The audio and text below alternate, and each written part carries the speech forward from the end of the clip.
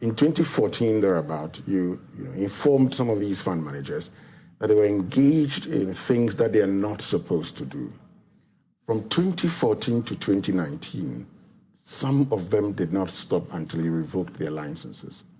Within that period, what did you do?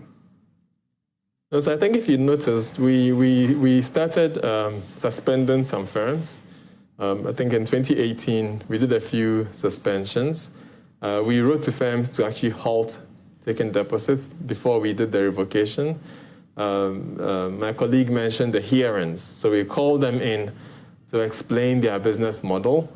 And so to that extent, I mean, we are a regulator. We engage in dialogue. Certain things fall within our regime, but if we find that people have broken the law, some things will be referred to the Attorney General for prosecution. So that process is also ongoing. And clearly, we have to go through these processes. We follow the rules that control our activities. And I think the point you've made also brings out an issue we are dealing with now, which is the nature of our Act.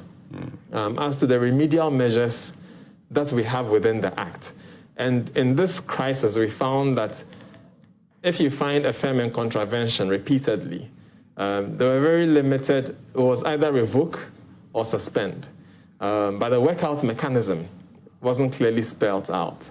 And so we found the need to do a review of the Act to address some of these issues, because you found the person guilty, you've written to him, he says, I'm trying to fix it. You find that he's still doing it, you write to him.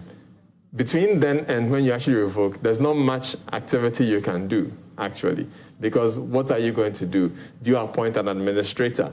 Do you call the creditors together and do a restructuring of the business, right? And so those things are mechanisms that typically you should have in a corporate setting. But even at the time, the company's law rested on the Insolvency Act in the downside. And now we have the CIRA, the Corporate Insolvency and Restructuring Act. So that also gives us additional tools that we as a regulator need to embed in our regulation, because our regulation also draws some of its powers from the Companies Act. We use that as a basis, then you add on additional protections because it's a regulated space. The Companies Act is for everybody.